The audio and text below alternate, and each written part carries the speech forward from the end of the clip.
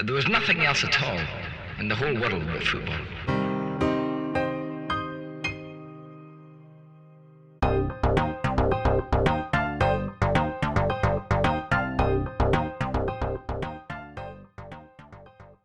Hey guys, Simon here from the Triple F. This is the Triple F show where I was joined by Les Wildman, who is a friend of the family, friend of mine, and a friend of the show. And contrary to popular belief, me as an Arsenal fan and him as a big Spurs fan get on really well, and we didn't actually end up killing each other, which is quite hard to believe. But yeah, it was a fantastic chat that we had, and as I sort of mentioned before, Les is a real big fan of Spurs, so he kind of just gave his perspective on where he sees Spurs, and I gave mine.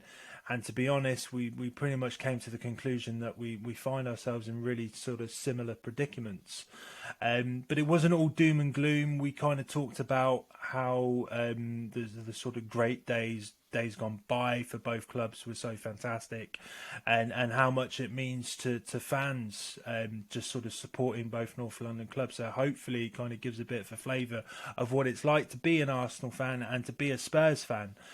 So yeah, it's pretty much a North London special. Hope you guys all enjoy, and I hope you're all taking care, and thanks again for listening. It's fantastic having your support. I'd really appreciate it if you could subscribe to the channel on YouTube, and I'd also really appreciate it if you could like us on Facebook and all the other sort of various social media platforms that you'll find the Triple F on. Thanks again so much for listening, guys, and take care. Bye-bye. So yeah, I haven't really got much of a sort of plan or a program to this, but more or less the whole theme of this show is just going to be talking about Arsenal and Spurs. So it's a bit of a North London flavour to it, really. Yeah. Well, I suppose the thing is, had you have arranged this for last week, I mean, you really would be. It'd be a bit like Samaritans, you know what I mean? Because you'd be having to talk me through this, hoping that I wasn't going to do anything silly, you know. Talk you off the edge of the bridge. Absolutely. I mean, last week, oh dear, the worst ever. I think I worked it out. I think I saw my first North London derby in 1957. And obviously I've been going since 56. And I honestly can say I must have seen, you know, either been there or been aware of or seen on telly about 150 North London derbies. And it was the worst from our point of view. You know, it was just humiliating. And yeah, so it's weird, isn't it, how one result suddenly we're more buoyant and we were above Arsenal, we're above West Ham, which at the start of the season, I think most Spurs fans would have thought, oh, it's great, you know. We'd have taken that, you know, but yeah, it's strange, isn't it? It's not like it just seems a weird season because you've got these four teams that I think every fan feels the top four is like a closed shop. You know, you'd have to be a really sort of person who likes to back your horses or teams or whatever at big prices to consider putting any money on anybody else to be in the top four. And consequently, it means it's kind of like weird, isn't it? Because you feel like like the North London derby suddenly seemed a big deal because you're not really thinking about the end of the season and where you might finish. It seems like you're playing for the minor places, really. Yeah. How the mighty have fallen. Absolutely. There was a great. I mean, it was difficult to watch in a way as a Spurs fan because there was that series on BBC about the Premier League. And obviously Spurs hardly appearing except getting slaughtered by Man United or something, you know. But I thought it was fascinating the bit about Arsenal when Wenger came, and they were talking about you know, sort of the Arsenal players were expecting a big name. I mean, Arsenal have always been a big club, so you always expect a big name. Same as Spurs fans expect a big name. And they were talking when they announced it's going to be Arsene Wenger, and the response of players like Merson and Parler was typically, "Who the effing hell is it's Arsene Wenger?" But then again, you can understand that because no one knew who he was, did they? Or at least, well, very few people. Let's put it this way: I'm sure there are people now who tell you, "I knew who he was," but certainly I follow football enough, and I'd never heard of him. I thought, it's a bit like the sort of managers Spurs ended up looking for in the summer.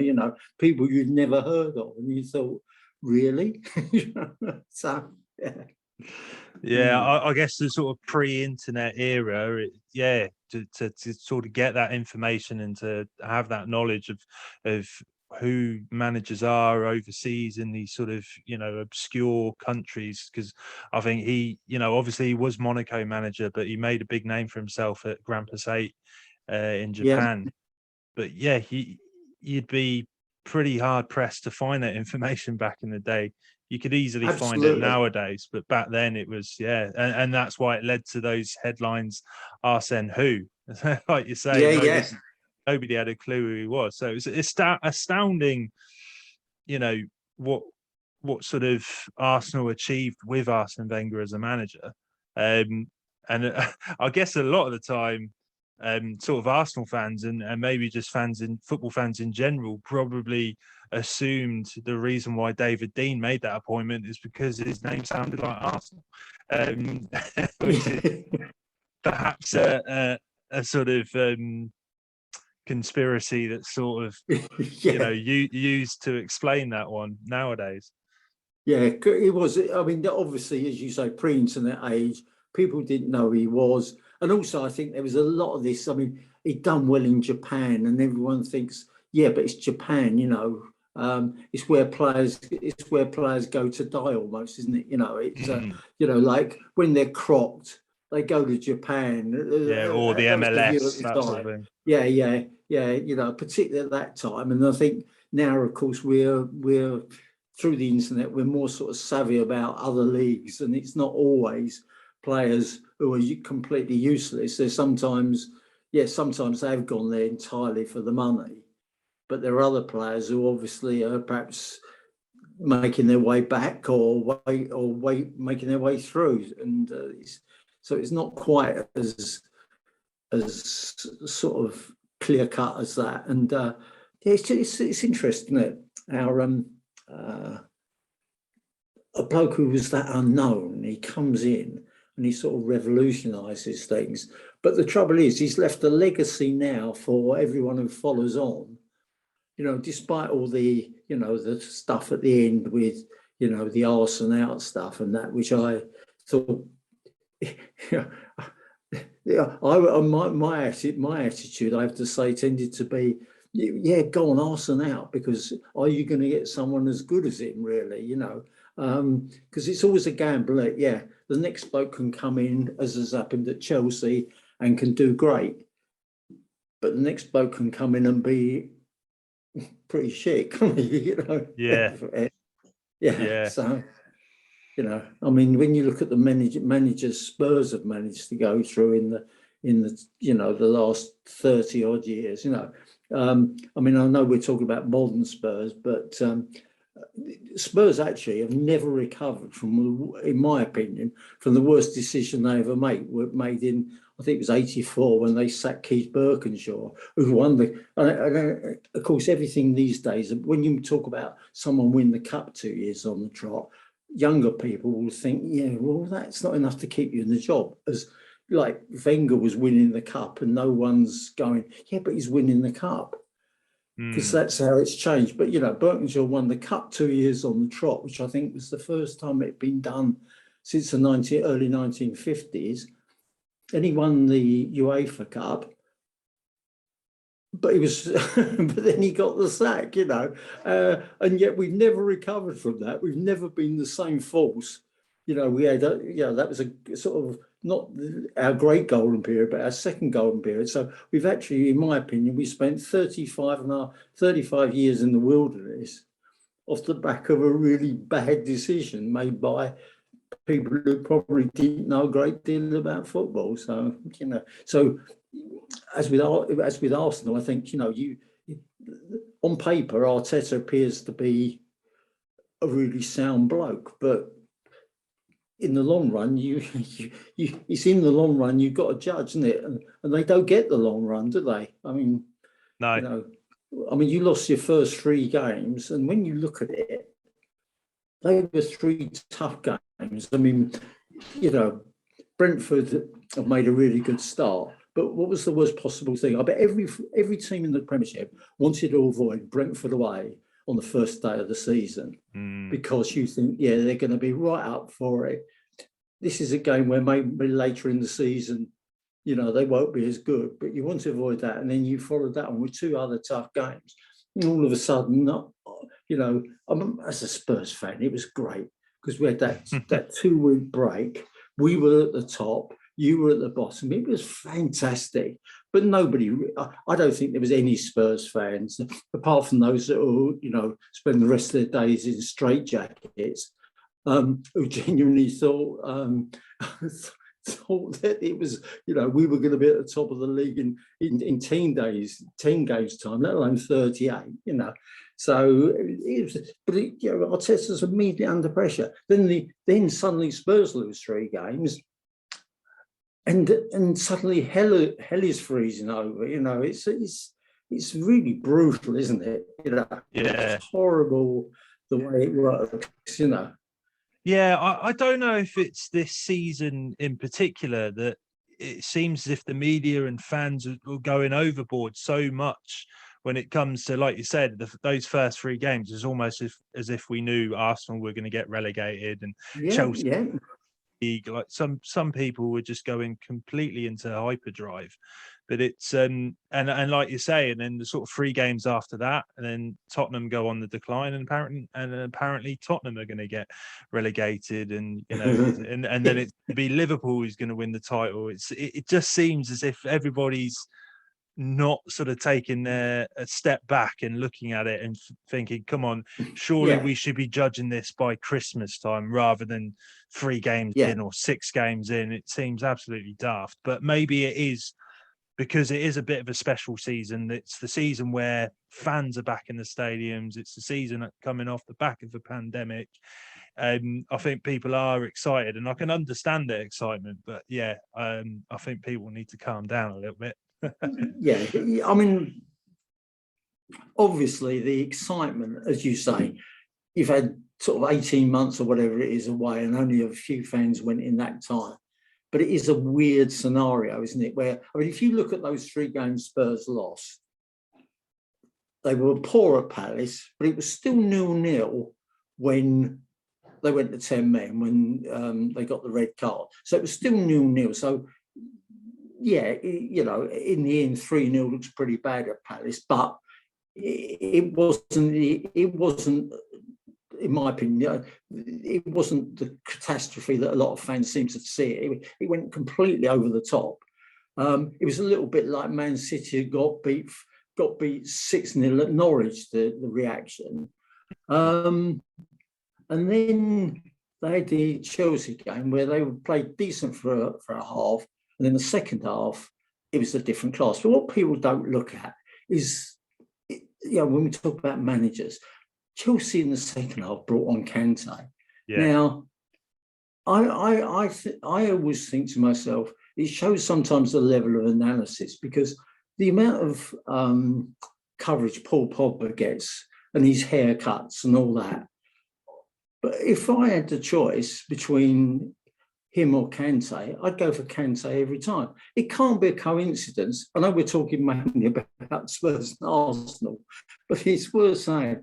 Kante goes to Leicester, no one's ever heard of him. What happens? They win the title. He then goes to Chelsea, they win the title. Oh, and since then, just on his CV, he's had the World Cup and Champions League. Now that suggests to me that he can play a bit. And when they brought him on the second half, and this is the problem for people like Nuno, when they brought him on the second half, it was quite clear he was a level above what Spurs had in midfield. And I think when you look at it, if on the Monday morning Spurs had phoned up and said, we'll give you Ndombele and Lo Celso for swap for Kante, and I think he's about 3 years older than those two, Chelsea would have just been rolling on the floor laughing. They would have just thought, you are. They would have probably said, Daniel, we know you like to wind us up, but come on. So it's not really surprising that when they play well, Chelsea, they beat us easily because they just got better players. It's as simple as that.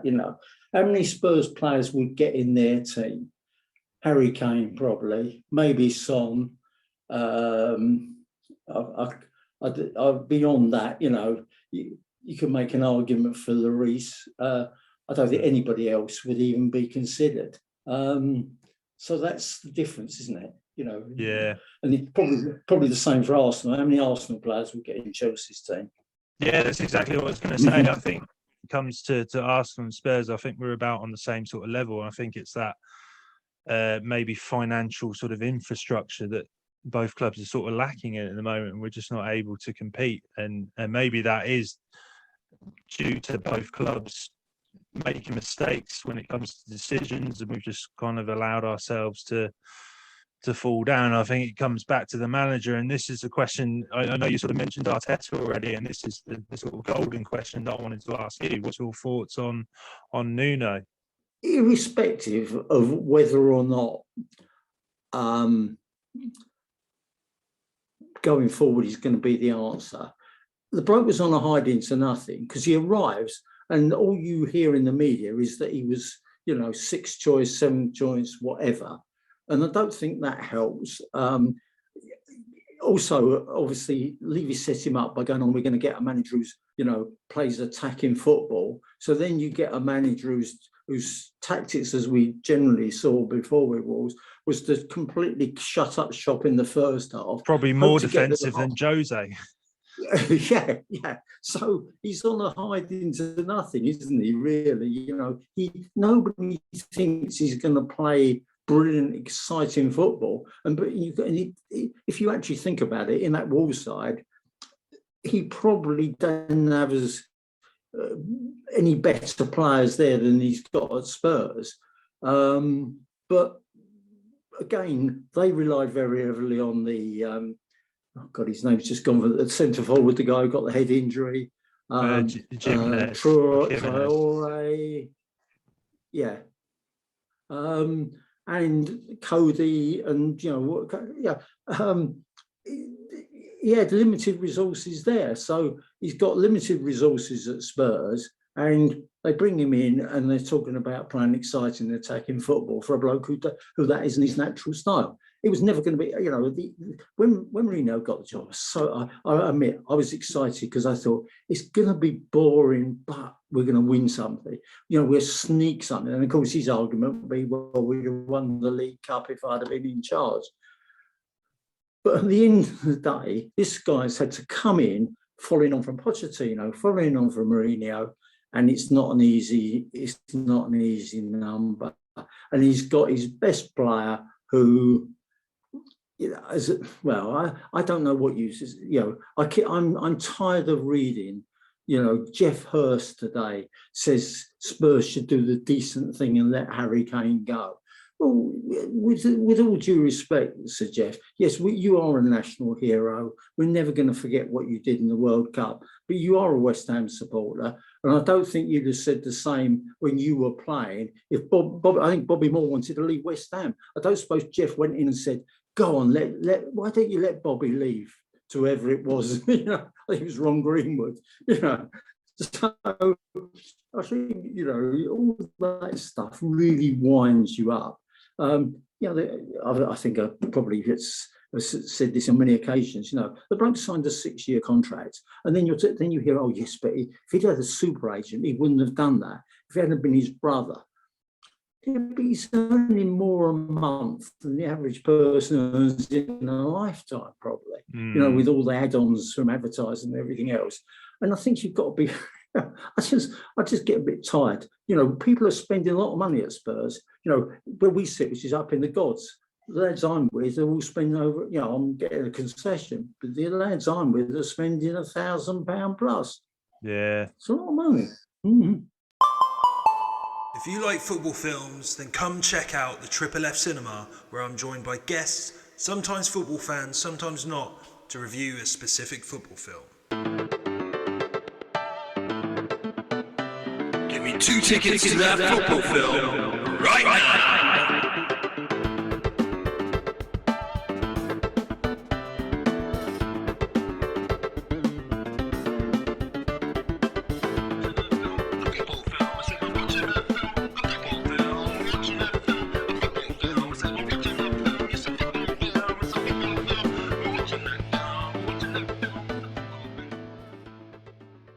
How much of it do you think is down to the sort of new appointment of Fabio Paratici as your, is he football technical director? I don't know what the right term.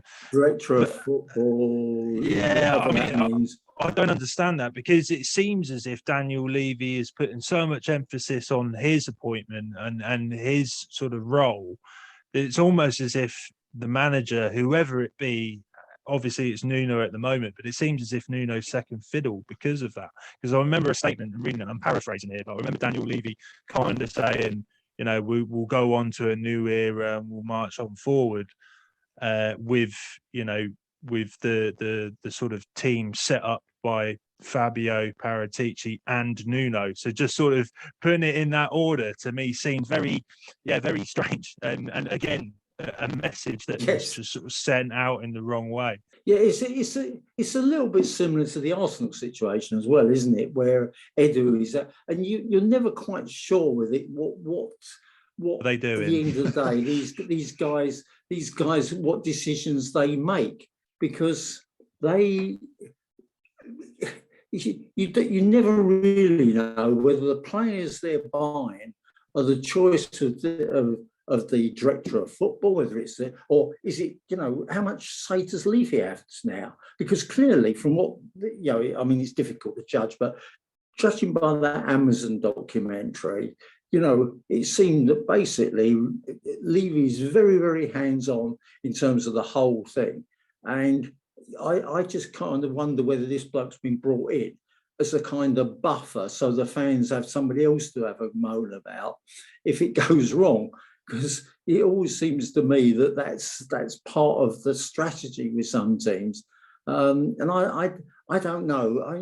Why, to me, the key thing is the scouting system, isn't it? Now, Spurs have bought, I mean, when you look, if you focus, say, on just one position, right back, how many seasons was it ago? 3-4 seasons ago, we had Kyle Walker and Trippier.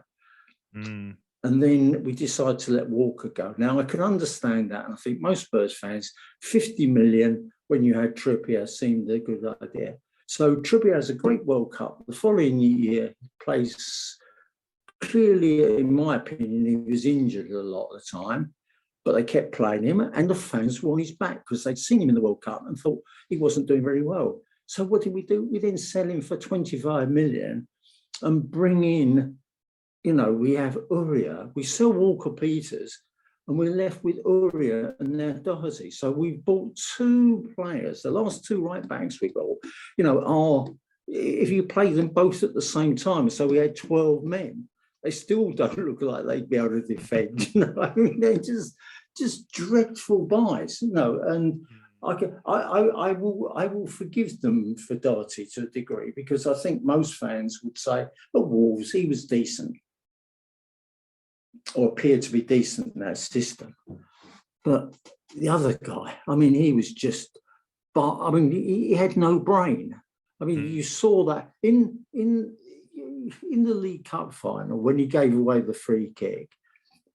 It wasn't the fact he gave away the free kick that upset the fans. It was the fact that you knew he'd give away that free kick, because he's given the same meaningless free kick away 10 times in the season before, you know, just barge into a bloke when there's no need. He never improved. I mean, I think he was uncoachable. I think there was something floating around the internet that somebody had said he was uncoachable, and I think he was. He didn't improve at all. So whoever it is that's responsible, there's been some dreadful buys at Spurs, dreadful, and the manager carries the can Whereas the people who really should carry the can is the people who bought some of those guys. I mean, Spurs have had a dreadful run. I mean, we had that period where we bought, Alderweireld and Vertonghen and, Dyer, who was very good. 4 million we got paid for Dyer. And the first couple of seasons, he paid that even the first season, he paid that 4 million back straight away. Whatever people think of his current performances, he paid that back. And now we bought, Ndombele, Lo Celso, all at massive prices. Sanchez, 50 million they paid, I think it was, for Sanchez. When he came in, and this is, I suppose, part of the difficulty, he was really raw. You thought it's a hell of a lot of money for this bloke, but you saw some potential. The problem is he's no better today than he was 5 or 6 years ago when they brought him in. I'm not quite sure exactly how long it is, but it was obviously, we were still at Wembley there. But he just looked like a prospect, because centre-backs tend to mature later, don't they? And they reach their best years sort of in their late 20s, as we saw with Alderweireld and Vertonghen in particular. But this bloke hasn't improved at all. He's making the same mistakes. So their recruitment has been dreadful. Yeah, it seems like you've kind of pretty much gone down the same road with Christian Romero as well, where he's a bit of a prospect and it's somebody that can develop in the sort of mid-20s, but he doesn't seem like somebody that's going to hit the ground running, and he obviously hasn't hit the ground running. He's struggled by the looks of it. So it just seems as if you're kind of making the same mistake over and over, and it's a bit odd. Yeah, and Arsenal had the same problem, didn't they? They kept buying defenders, and yet the defence appeared to be incredibly weak all the time. And I mean, you do get periods where, I mean, I've been, I hate saying this, but I've been a massive fan of Aubameyang because I saw him play for Dortmund at Spurs, and his pace was just extraordinary at that stage. I mean, he made the Spurs players look like they literally had concrete blocks on their feet. And I mean, that wasn't a dread. We're talking about in that time, I think Alderweireld was there, and he just looked a different class. Now, okay, he's in the latter part of his career. He obviously had a bad year last year, but he's still a decent, but you can understand. Who knows where the goal is? Yeah, and players have dips, don't they? One of the classic examples of, I suppose, is the Alderweireld Vertonghen thing. Whereas the perceived wisdom for the first couple of years was that Vertonghen's very good when he's with Alderweireld. Well, actually, I think by the end, Alderweireld was very good when he was with Vertonghen.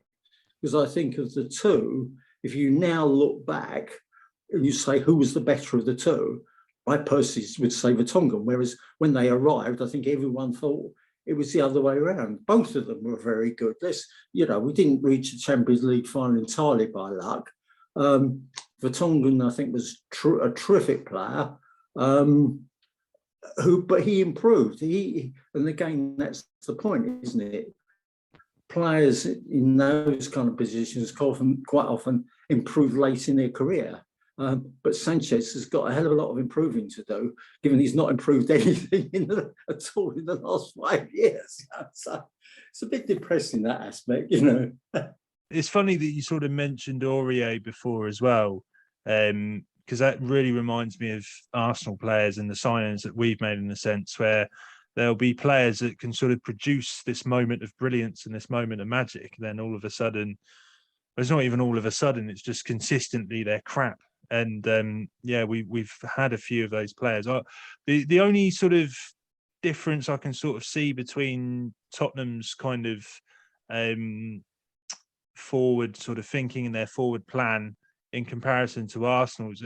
With Arsenal's, it seems a bit more, and maybe this is just me being biased and being a typical gooner, but I can just see a bit more of a plan and a bit more of a visible kind of clear strategy for where they want to go in the future. Whereas with Tottenham, and I'm trying to be objective with this as much as possible. I'm not just putting the boot in because I'm an Arsenal fan, but I just don't really know what it is you're trying to achieve when it comes to sort of recruitment and everything. It just seems no. I think that is part of the problem. I mean, of course, what is masking the Arsenal situation in a sense of making it look better is the fact you've got Smith Rowe and Saka, who both look terrific prospects.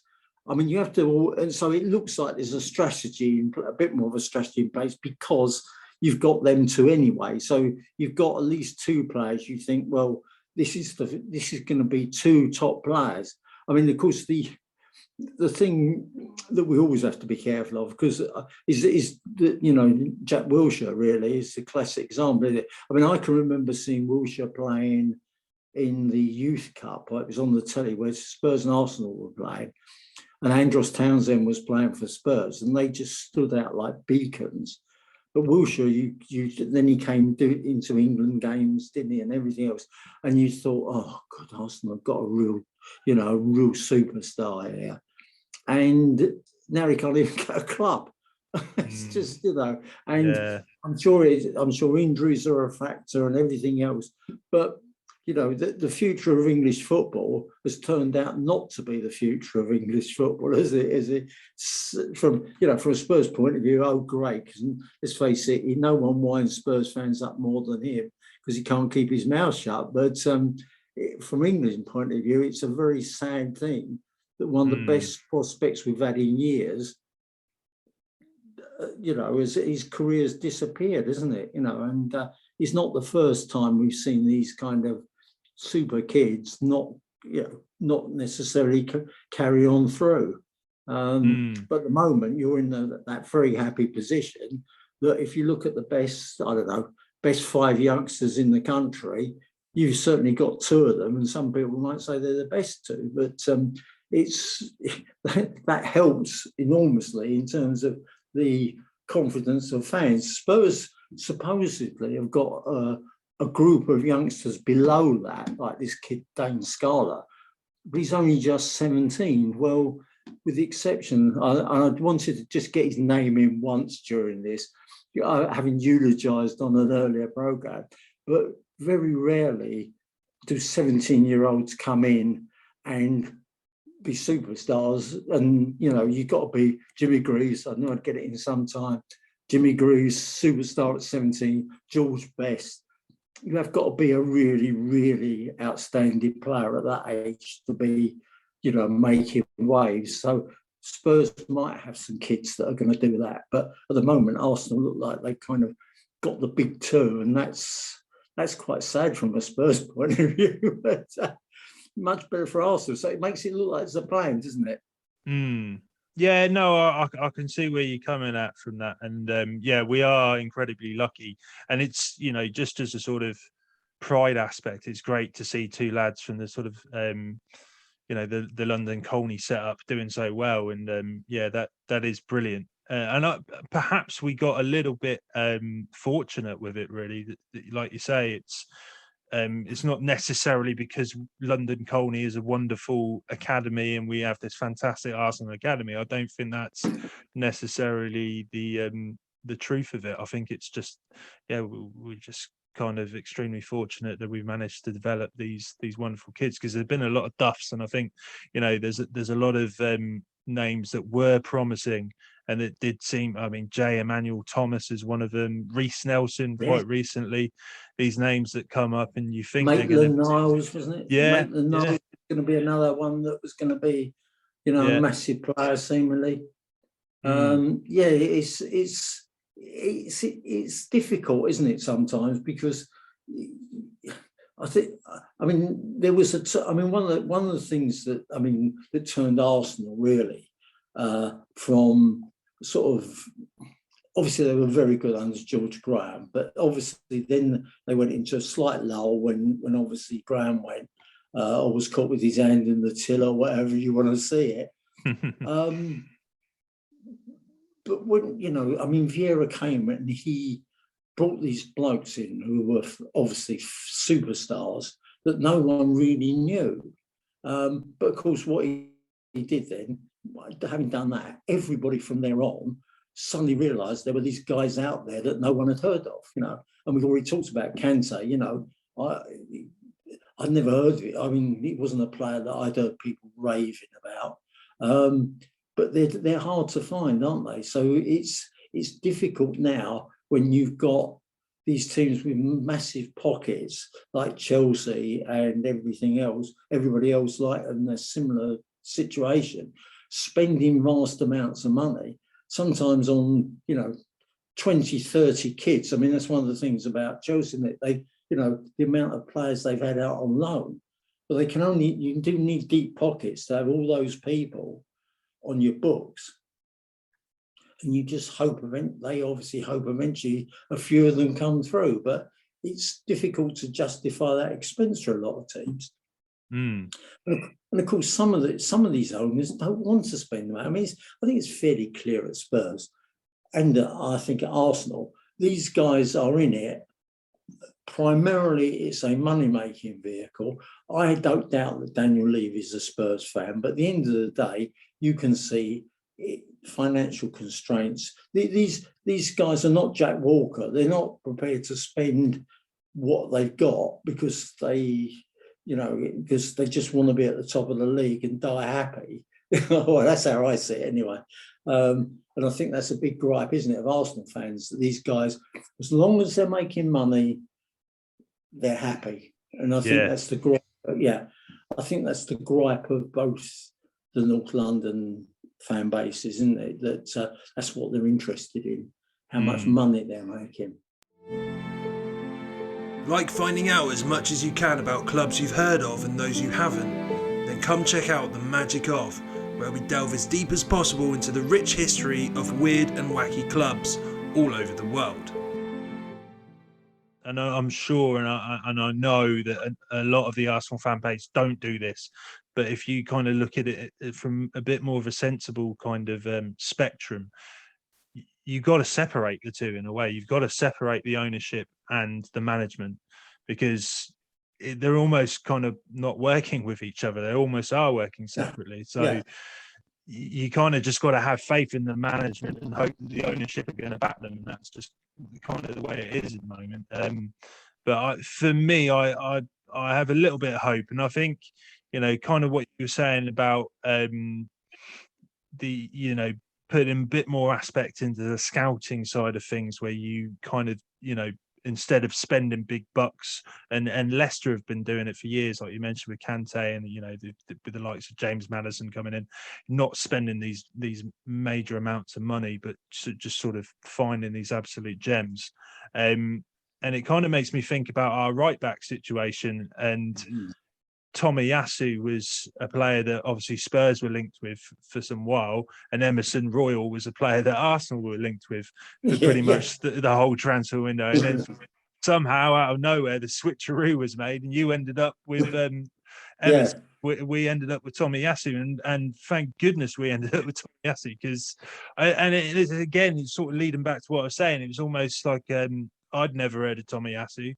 I'd honestly never heard of him before, but my God, I mean, we're only 6 games in, but yeah, he's an absolute fan favourite already, and he's taken to the Premier League really well. Yeah, but again, you see that I think that's the point, Simon, that it's very easy to if you have a few good games at the start and you get the fans on side, but then if you don't, they're on your back straight away, and that's part of the modern culture. Is there is no patience now. I've been having this argument actually with my cousin recently, because I think the current Spurs fans are very, very good, in the sense that, for instance, on Sunday, despite all the stuff about lacking patience and all that, after 3 pretty dreadful defeats, and particularly I think the Arsenal game, you're going to use the word shameful, disgraceful, whatever you want to say, they really were behind the team from the start, and I thought that was really good. Whereas for us older fans, and I mean, you have to be quite old, early 60s, European nights at Spurs were fantastic. The atmosphere was unbelievable. The best night ever, Spurs played Gornik in the European Cup. The atmosphere that night, you could literally taste it. It was unbelievable. But after that, of course, because they've had this success, Spurs fans were football snobs. Young players got pilloried because they didn't cost any money. I don't want to go on because this is all very old stuff.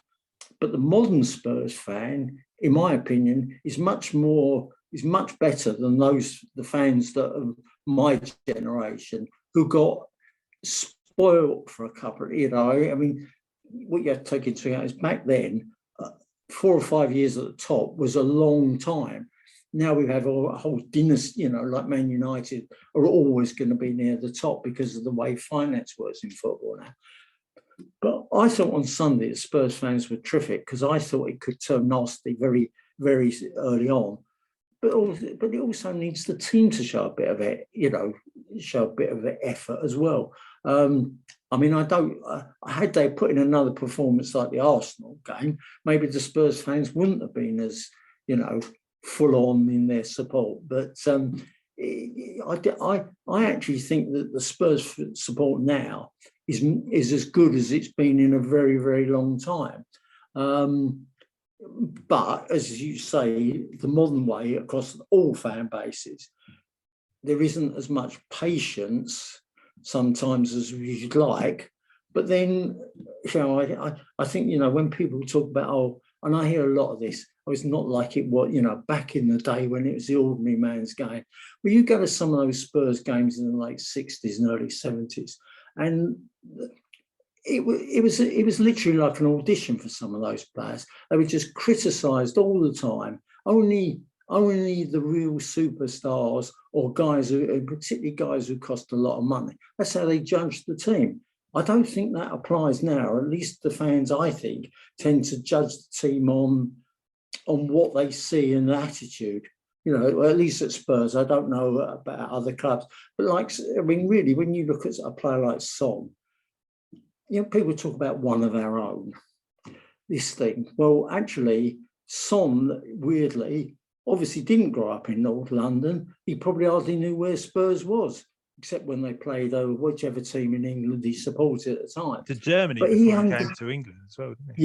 Yeah. He absolutely understands how to play the crowd.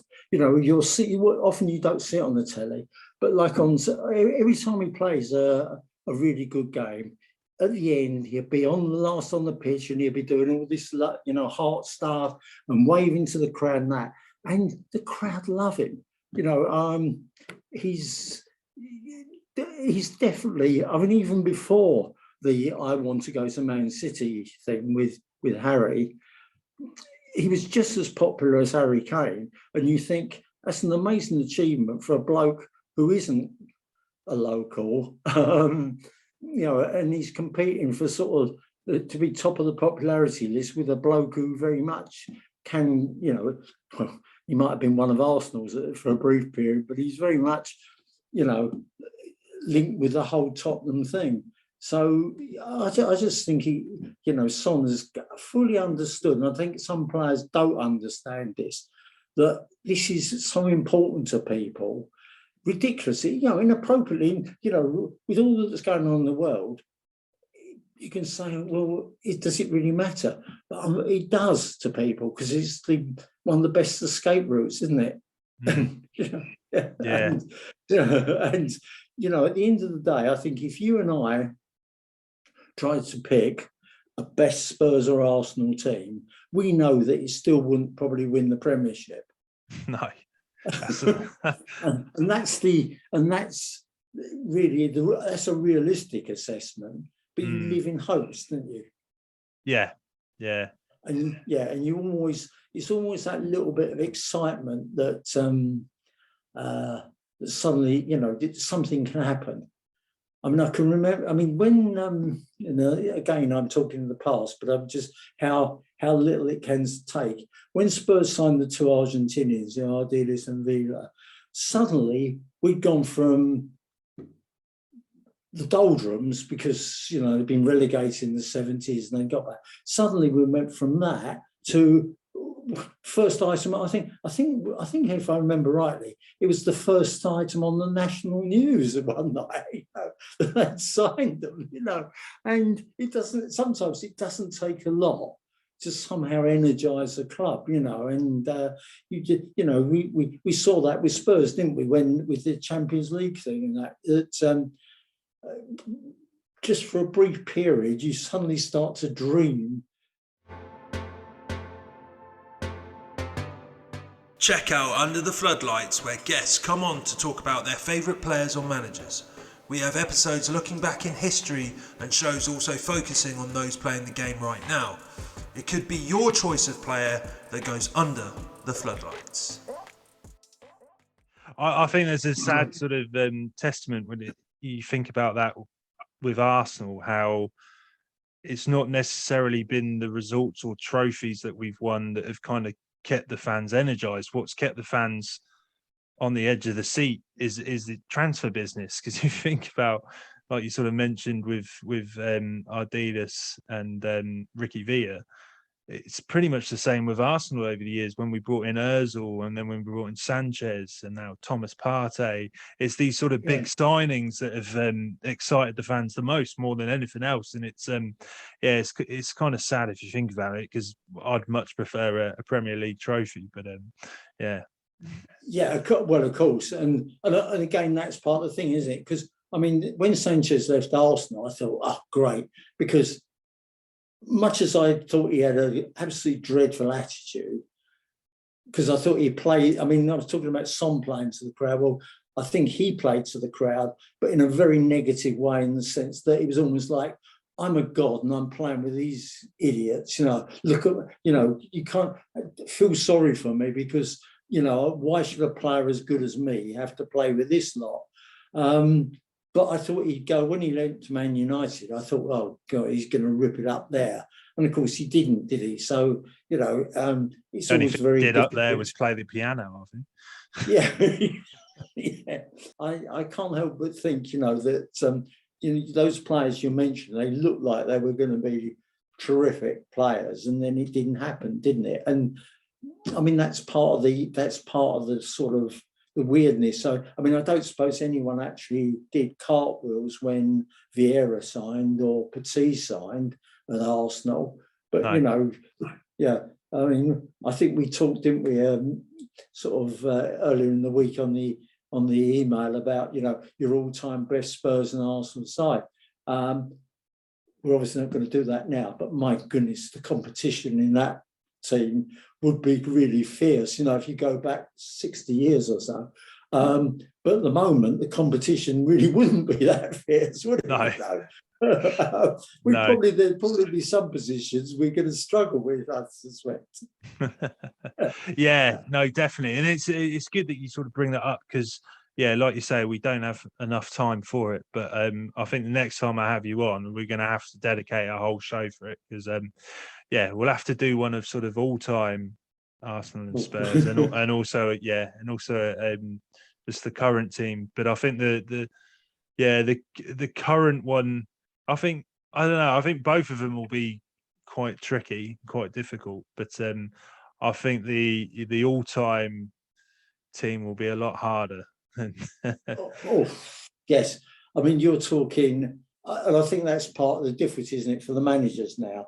I mean, if you look at the two teams and you're thinking, there's not that many places that I would say you're absolutely certain. I mean, I'm sure Tini would start at left back. I'm sure Harry and Son will get in the team somewhere, but the question will be, how can you fit Aubameyang in as well, and all these kind of questions. But there's not, you're not. There are some, like in the midfield. You're not talking about deciding between Vieira and Dave Mackay, are you? I mean, it's a very different. Yeah, I think they're sort of difficult for opposite reasons in a way. It's almost, the sort of the greatest 11 will be difficult because, I mean, how do you pick, like you say, between those two players? Whereas with a current 11, it's you're almost kind of asking yourself, do I have to put him in? It's almost like, Yeah.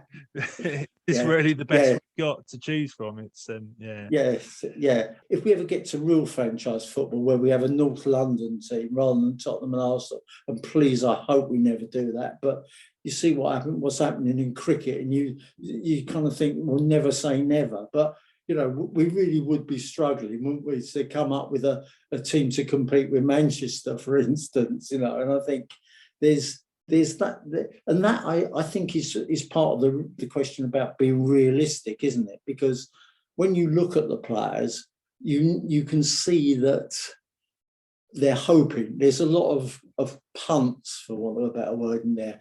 Gambles on blokes rather than guys you can guarantee, you can be fairly confident will come in. As we say, I mean, both sides have bought players who have been a waste of money, really. I mean, if you think about Arsenal fans, I mean, when you saw Ozil, and sometimes, you could see the bloke so much talent, and yet at times he looked like, well, it was almost like it was too much effort to even get changed, put his strip on, and. The current Spurs team, I mean, a lot of fans probably will disagree with me on this, but Ndombele, so far, to me, it's like a show pony. He's got great feet, he can do these tricks. He's very much like that kid in at school. There were one or two kids when I was at school, when we used to play in the playground with the tennis ball, it was impossible to get the ball off them. They were so, as soon as you get out on a proper pitch, they were never as good because the ball's different and everything else. And then Ndombele's one of them. You see him do these clever little tricks and everything else. But my argument is, so far, it's all very entertaining, but there's no end product to it. He did that trick on Sunday on the edge of the Villa area, opened them up, but the shot was straight at the goal in. It was weak, and you think you want something more than a bloke who just does tricks. And I think he looks like he thinks he should be playing with a better level of player. Same as Ozil always gave me the impression that he was like, but I've played for Germany, so I'm clearly a much better player. Now, at one level, you could argue he's right. You've won the World Cup. You played in these teams, so yes, it doesn't matter. It's like going back. Bobby Moore, if you actually look at in my opinion, his West Ham career, I think sometimes he wasn't that bothered. But to ask me the best English player, in my opinion, the best English player of all time, Bobby Moore, at international level. He was magnificent for England in the World Cup and that. But week in, week out, he was very good. I don't want to give the impression that he was rubbish in league games. He wasn't. He certainly wasn't Ozil in league games. But there is a big difference, and then you can't always rely entirely on, as Ozil seemed to do, on the fact that but I've won the World Cup. Exactly. I do think the likes of sort of Ozil and Ndombele as well, they're almost sort of victims of the game changing in a sense as well. That sort of the old-fashioned number 10, that kind of where you didn't really need to rely so much on the defensive positioning side of the game, that you didn't really matter so much. But sort of nowadays, you've got to be so in tune with that defensive side of the game. You've got to be a complete part of that unit, otherwise you'll get notice that you're the sort of weakest link in the missing link, and that's that's kind of what we're seeing with Ndombele, and that was why Ozil, I don't think, was able to sort of transition. Obviously his age caught up with him as well, but I just don't think Ozil suits the modern game, and I think that's even why he's struggling over in Turkey at the moment as well. But I'm interested in that perspective though, Simon, as as a younger fan yourself. This thing about we saw it with Aguero, with Pep, didn't we? About not doing this and not doing that, and obviously having with all the Jimmy Greaves thing and the Roger Hunt thing, recently their deaths of two. Let's face it, the afterlife has certainly strengthened its squad in the last couple of weeks, isn't it? You know, with those two joining them, and you think, well, is it necessarily the right thing to expect all these players to do this stuff if they're doing the thing that's most difficult? I mean, yeah, I saw Jimmy Greaves play a few games where, and I think I said this in the thing I did previously, where he tried really hard and he was rubbish. It didn't suit him. When he just sort of was, well, when he was Greavesy, basically, he was a different class. And I keep thinking to myself, would some of these players that just dominated games by scoring, would the managers feel that they had to turn them into these, you know, running back, defending, and that does seem to be the modern way. I mean, I was staggered when there was all this stuff about Pep being unhappy with Aguero.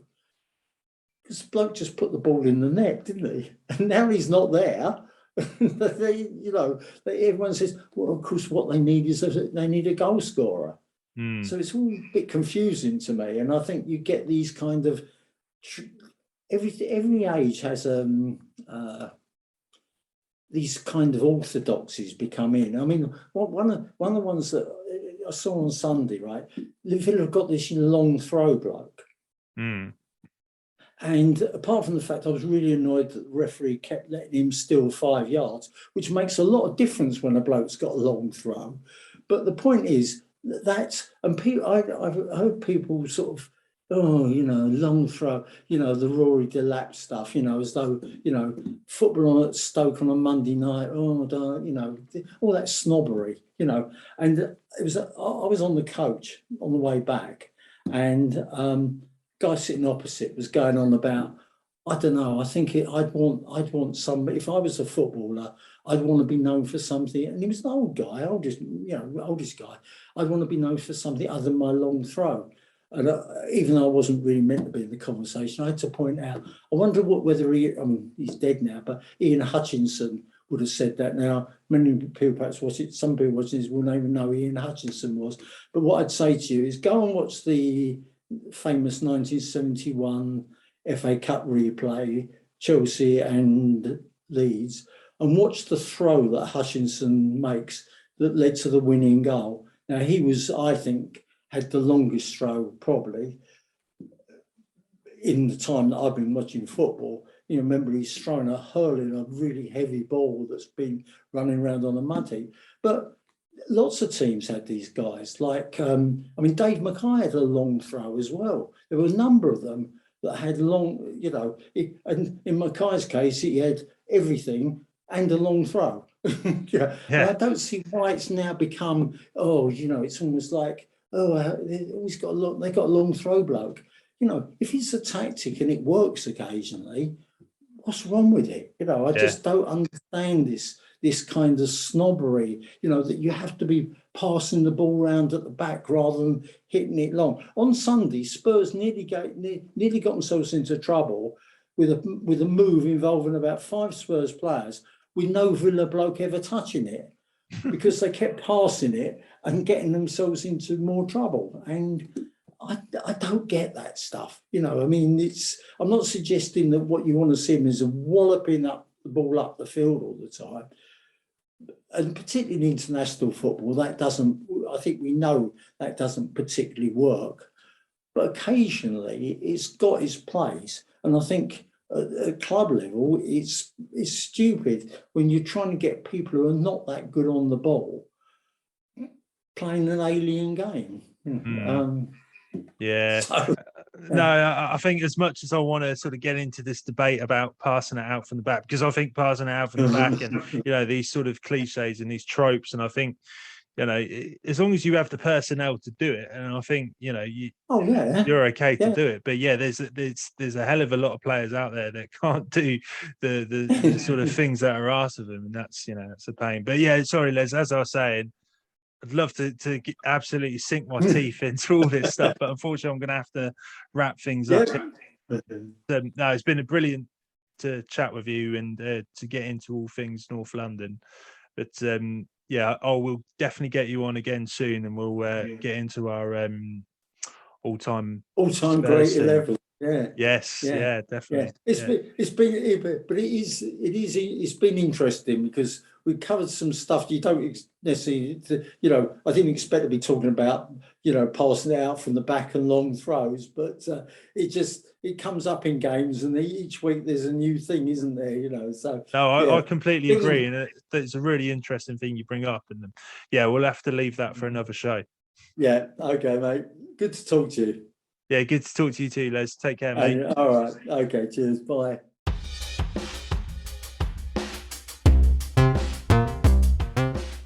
Thank you so much for listening to the Triple F. If you could please drop a like on our Facebook page, subscribe to the YouTube channel, and follow us on Twitter, that would be massively appreciated. Hope you're all keeping safe, and thanks again for listening to the Triple F.